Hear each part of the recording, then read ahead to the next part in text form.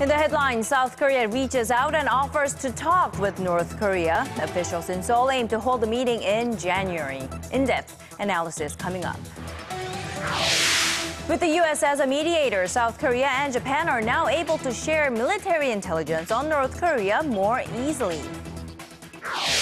And the search operation for the missing AirAsia flight continues. Reports now say Australian planes have spotted objects in the search area.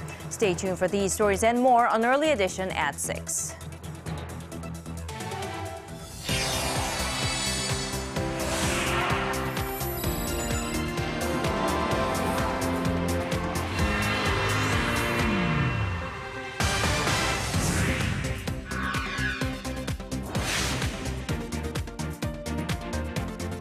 Hello and welcome everyone. You're watching Early Edition at 6, brought to you live from Seoul. I'm Na-hyun Gyeong. And I'm Daniel Chen. Thank you for joining us.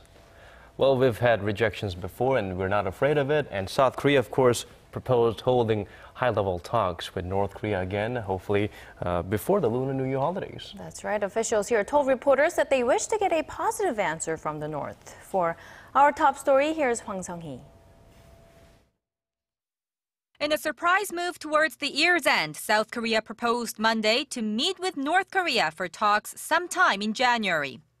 The Presidential Committee for Unification Preparation officially proposed talks on issues of mutual interest between South and North Korea. We hope to heal the wounds of war-separated families before the Lunar New Year holiday. South Korean Unification Minister Ryu Gil-jae said the talks would center on the issues discussed by the Unification Preparatory Committee this year and its plans for next year, which marks the 70th year of the division of the Korean Peninsula. Some plans include expanding people-to-people exchanges through sporting events, such as a soccer match between the two Koreas. The committee also plans to work towards holding family reunions on a regular basis and allowing for the exchange of letters. While some doubt a positive response from North Korea, saying the regime was never a fan of President Park's Unification Preparation Committee, others remain hopeful. There are members of the committee that have visited the North. They say North Korea's assessment of the Unification Preparatory Committee has not been positive or negative. We hope North Korea accepts our proposal. Analysts say Pyongyang will want to make some progress with Seoul in time for the 70th year of their division next year, and that Kim Jong-un will likely express his willingness to do so in his New Year's speech on January 1st. Hwang Sung-hee, Arirang News. And for more on South Korea's proposal for dialogue, we are joined by Dr. Kim Chol-woo, a senior research fellow at the Korea Institute for Defense Analyses. Thank you for being here, Professor. Good to be here. Let's start with the first obvious question. Sung-hee did report briefly about the proposal just now. What about why now? The big question is there more to this proposal than meets the eye? Why now? It's a very interesting question. Just 3 days before Kim Jong-un's New Year's message, we are anticipating it. And second of all, the year 2015, next year is the 70th anniversary of the liberation from the Japanese colonial rule. On top of that, as we all know, the cyber warfare or cyber controversy regarding the movie interview between the United States and North Korea. So I think at this time juncture, North Koreans are very likely to behave the other way around, like not like a typical one. So the Park Geun-hye administration is showing a very clear sign toward moving toward thaw rather than standoff. So I think the Unification Ministry is trying to set the new agenda. So with very flexible stance rather than very principled approach. So I could not see any kind of wording from the minister use a message on today, which is there is no more six-party talks, no nuclear, whatever, all things are very different from the previous proposal. So this is at this very critical time on Monday and 3 days before Kim Jong-un's message. I think this is a good initiative to move forward. It's time for new change, even in inter-Korean relations. So if the talks were to happen, what will likely top the agenda? I mean, Minister Ryu did mention the issue of separated families, but what else will be on the table? On all cultural and sports events like soccer games and not just cultural-oriented stuff. And I personally focus on DMZ, eco-friendly peace park. Before that, the Park administration have consistently supported for the very eco-friendly joint research on DMZ area. It's very symbolic gesture. On top of that, there are lots of issues of mutual interest, which means the thing is getting down to the table to discuss rather than specific political-oriented issues. So long before this proposal, most of the mainstream of the North Korean policy was very principled. First of all, we have to solve the nuclear and missile problems. But this time, it's quite different from the previous one. So the specific topics not important. So like the surprise visit, the high-powered of 3 men from early in October, including Hwang Sung-hee and Kim Yang-gon, this time they are trying to use this opportunity to, why don't we go there, Pyongyang, to sit down and discuss the second line of face-to-face communication. So you're saying from the South Korean government's perspective, you think that having specific agenda or items is not important at this point, just having really sitting down Absolutely. To talk face-to-face is more important? It's just quite different, just a flexible changeover in terms of, principle-based pro-North Korean and North Korean policy. Right, and for North Korea, this is a great opportunity to wipe the slate clean and start over maybe with South Korea and the rest of the world, hopefully sometime soon. Well, how likely is it, Professor, that North Korea will stick to their answers if their answer is yes this time? They've been known to be frivolous and go back and forth. They don't want to make Minister Yu as a great hero, as a new hero in the new year 2015, which means they are likely to propose a kind of surprise counter-modified proposal. They like to have their own initiative to move forward because they are trying to get out of the international isolation. Look at the United Nations resolutions, all international community, even in cyberspaces. They are kind of a pariah in this new world of cyber area. So they are likely to propose a kind of a North Korean version of a surprise proposal, and then they're going to move on to set the new themes and messages of the new year of 2015, which means every symbolic year, like a 70s or 60s or whatever symbolic year around, they have their own agenda, focusing on nationalism, or North Korean version of 우리 민족끼리, which means there's no more superpowers and those imperialistic approach. Why don't we get down to the table and discuss the inter-Korean issues by ourselves? They are not trying, believing in China or Russia, even Russia, and particularly the United States. So they are trying to drive a wedge between the United States and Koreans, and very specific alliance for this 70th anniversary of the division of North and South Korea. So let's assume for a moment that the meeting does take place next year. Will that serve as a turning point that will drastically improve the inter-Korean relations, in your opinion? It remains to be seen. I'm not sure, but North Korea's case, if Park Geun-hye administration can give a kind of a saving face strategy to the North Korean side, Pyongyang will take it. Because of the Kaesong India's complexes, and in that sense, there's no incoming influx of the currency wise, so they are lacking in terms of money, cash. So I think these kind of new people to exchanges or cultural sports events, particularly, they love to play soccer. So and I think starting from the very soft issues to the more developed issues, On top of that, the separate family issues also very perennial issues so far.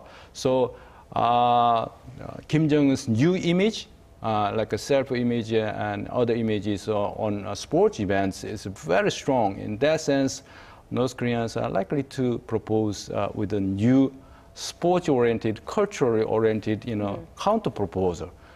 The thing is, they are trying to call the shots rather than accepting the Minister Yu's, proposal. The thing is, the Kim Yang-gon is very unlikely to accept the Yu as his counterpart. They are trying to use another kind of pseudo representation delegation chief. And there's a wrangling over who's going to be the chief of delegation.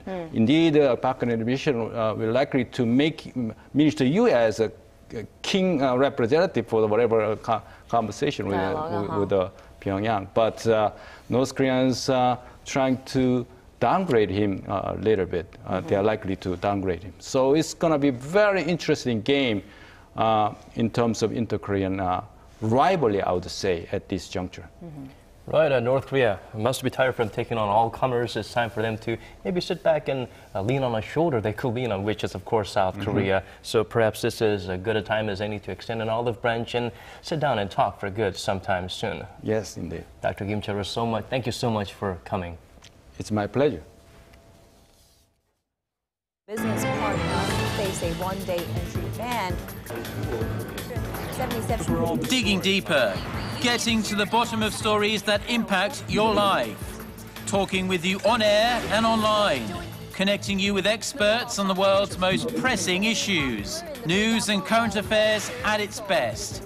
With Na Hyung-kyung and Daniel Che. Arirang News. Arirang News. On Early Edition at 6. The search operations for the missing AirAsia flight that had 160 people on board resumed today. And now reports are coming in that an Australian patrol plane has found some objects in waters near the search area. For the latest, here's Kim Min-ji. An Australian reconnaissance plane has spotted something in waters near the area where search operations have been ongoing for the missing AirAsia Flight 8501. Indonesian authorities say the possible debris was seen about 1,100 kilometers from the last known location of the plane. Search operations continue for any sign of the missing plane, which officials have said is likely now at the bottom of the sea. Our evaluation of the coordinates that we received suggests it is underwater, so our presumption now is that the aircraft is under the sea. Currently, ships, planes, and helicopters are being used to find the missing aircraft after search operations were suspended Sunday night. Air traffic control officials say the plane went missing Sunday at 7:24 a.m. local time after one of the pilots requested to fly at a higher altitude to avoid storm clouds. The airliner was flying from the Indonesian city of Surabaya to Singapore when it went missing 40 minutes into the flight above the Java Sea with 162 people on board. Of them, 155 are Indonesian, with 1 British, Malaysian, and Singaporean passenger, and 3 from Korea. According to Korea's foreign ministry, the Korean nationals are a couple in their 30s and their 11-month-old daughter. The ministry plans to send a surveillance plane as early as late Tuesday to help in the search and rescue operation. At a makeshift crisis center in Indonesia's Surabaya airport, distraught relatives wait for news of their loved ones. We are very surprised and very sad. Our grandchild was going to Singapore for a holiday, but the accident happened. AirAsia is a Malaysia-based budget airline that travels to 88 destinations, mostly in Southeast Asia. Kim Min-ji, Arirang News. And moving on to another weekend transport disaster, rescue operations continue for hundreds of passengers stranded on a burning ferry off the coast of Greece. Now, officials say more than 200 passengers have now been saved, but there are still some 250 people aboard the ferry, which is burning, and there's a lot of smoke in there. They're anxiously waiting to be rescued. For this report, here's our Shin Se-min. Italian and Greek military and Coast Guard officials are struggling to get hundreds of passengers off the burning Italian-flagged Norman Atlantic ferry that sits stranded and billowing smoke off the coast of Greece. Battling high winds and choppy waves, Coast Guard officials have a daunting task on their hands, and it's becoming a race against time given the fire and the inclement weather conditions. At least one person has been confirmed dead and 2 of the rescued suffered injuries.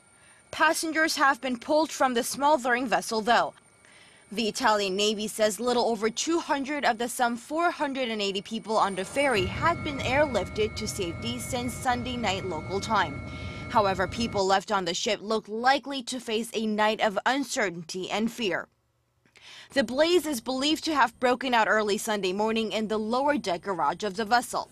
Describing it as one of the most complicated rescue operations ever undertaken, the Greek shipping minister said bad weather conditions and strong winds have hampered attempts to get everyone off the ferry. Some 10 merchant ships in the area have been assisting rescue efforts, with some transporting dozens of passengers away from the burning vessel. Local authorities say rescued passengers are being treated for dehydration and hypothermia. The condition of the ferry prior to this fire is also being called into question. Reports say the last inspection of the ferry found 6 deficiencies, including a malfunctioning fire door, as well as missing emergency lights and defective watertight doors. Despite the safety issue, the European Maritime Safety Agency says none of them were severe enough to keep the ship in port. Shin Se-min, Arirang News.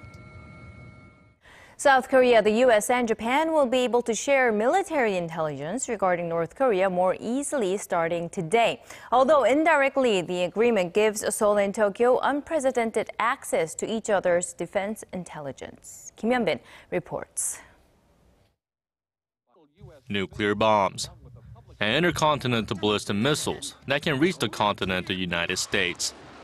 North Korea has made substantial progress in its weapons of mass destruction in recent years, posing a threat to the region and the world.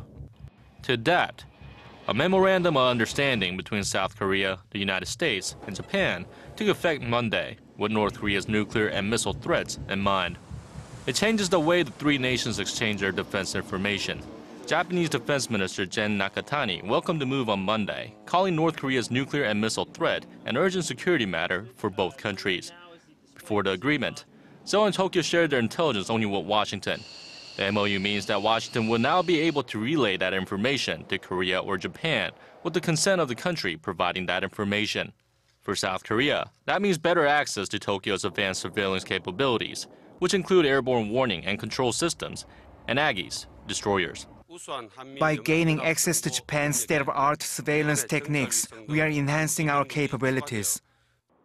The 3 nations had plans to sign a similar agreement in 2012, but that was scrapped due to opposition from the Korean public and lawmakers. To avoid pushback this time around, the agreement was scaled down to the vice minister level. It also states that the U.S. will act as a mediator when sharing the intelligence, as opposed to the previous plans, which included direct information sharing between Seoul and Tokyo. There's speculation this could lead to the phasing in of a U.S. missile defense system on the Korean peninsula. The defense ministry says the 2 are not linked, adding that South Korea is planning to deploy its own Korea air and missile defense system by the early 2020s. Kim Hyun-bin, Arirang News. On the final Monday of 2014, President Park Geun-hye checked in with members of her administration to see how much progress they've made on her policy initiatives. She also highlighted her commitment to reforming the country's economic and social systems. Choi Yoo-sun reports. President Park Geun-hye has reiterated her determination to root out social ills and to carry out reforms to revitalize the economy. 저는 어떤 어려움이 있어도 해야 할 개혁은 반드시 해 나갈 것입니다. 우리 정부는 항상 국민을 믿고 국민의 편에서 개혁을 추진해 왔고 앞으로도 그런 자세의 변함이 없을 것입니다. Referring to the Asian financial crisis in the late 1990s, which Korea suffered from after failing to carry out structural reforms, President Park said the key would be to secure public understanding so that everyone shoulders the burden. In the coming years, she said reforms should be carried out in the areas of labor, finance, pension, education, housing, and public institutions. Meanwhile, the heads of ministries and agencies reported to the president on the progress made on the government's 38 key tasks for the year. Some of them include slashing the debt ratio of public institutions by 15 percentage points, stimulating President Park's creative economy, and expanding government support for medical services. While acknowledging the forward-moving steps in the past year, the president also pointed out that they fell short of benefiting people's livelihoods. In order to fulfill the goals in her 3-year economic plan, she said officials would have to continue their reform and innovation initiatives while keeping tabs on external factors such as the weakening yen and falling oil prices. The president also sought parliamentary cooperation to promptly pass a stack of bills made to enhance the livelihoods of the Korean people. Choi Yu-sun, Arirang News. There's renewed interest in Korea's biotechnology industry since the sector is managing quite well despite the sluggish economic recovery. Data from the Ministry of Trade, Industry and Energy shows output grew more than 5% in 2013 from the year before to more than 7.5 trillion won, or roughly $6.8 billion. For the past 5 years, the industry has expanded nearly 9% on average every year. The production of biofood and biomedical products took up almost 80% of the industry's total output. The amount of money poured into research and development went up more than 15% in 2013 compared to the previous year. The Interview lives up to its hype, apparently. The controversial comedy movie about assassinating North Korean leader Kim Jong-un has been viewed more than 2 million times online in the 4 days since its release. That translates into profits of $15 million for Sony Pictures. Sony expects that total to rise even more in the coming days as Apple has decided to provide the film on iTunes. Sony released the movie online last week and can be rented for just under $6 or downloaded for about $15. People have also flocked to illegal video streaming to see the movie as well. The Interview is also currently being screened in over 330 theaters across the U.S. Sony earned about $1 million in ticket sales on the first day of its theatrical release.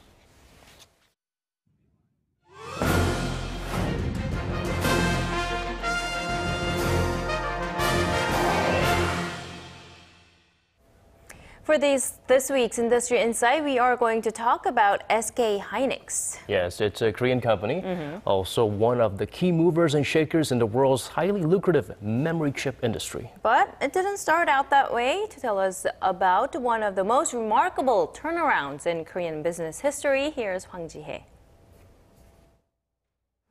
For 3 straight quarters this year, SK Hynix reported over 1 trillion won, or roughly $900 million in operating profit. In the third quarter, it earned $30 for every $100 of sales, meaning it was more profitable than Apple in terms of operating profit margin. So, what's driving the company's robust growth recently? Take a look. The memory chip industry is all about adding a ton of a memory storage onto a tiny semiconductor. That includes DRAM chips for computers and flash chips used in smartphones and digital cameras. So, the name of the game is miniaturization technology and an efficient manufacturing process. And SK Hynix, the world's second largest chip maker, excels in reducing production costs. Basically, DRAM is a kind of commodity. So just to be a low-cost producer is the most important thing. Basically, during the last around 30 years, SK Hynix remained as a low-cost producer. Industry experts say the company's survival instinct has led to engineering innovations that pushed production costs down. When SK Hynix was going through hard times in the past, it wasn't able to invest in facilities, so it had to operate its factories with very little money. But it was back then when the company accumulated its know-hows. So in terms of production efficiency, it has become the #1. Established in 1983 as Hyundai Electronics, the company was pushed to the brink of collapse both in the wake of the 1997 Asian financial crisis and in the 2008 global financial crisis. The debt-laden company also suffered from years of a cutthroat game of slashing prices played out by more than 20 memory chip makers. In 2001, its creditors forced it into a debt workout program. The seemingly never-ending story of financial trouble ended when SK Group, one of Korea's 3 largest conglomerates, took it over in 2012 and renamed it SK Hynix. With the help of its new deep-pocketed parent, the company could aggressively invest in the latest production facilities as well as research, while the rest of the industry players were cutting back. Now the business environment for SK Hynix seems positive, with Samsung Electronics and Micron Technology of the U.S. remaining as the company's only rivals. The demand for memory chips is also growing thanks to the ever-evolving smartphone industry. Of course, a peaceful cohabitation by the 3 powers could end if the industry leader Samsung aggressively increases its market share or if newcomers decide to enter the market. For the foreseeable future, however, SK Hynix is poised to enjoy profits. Hwang Sung-hee, Arirang News.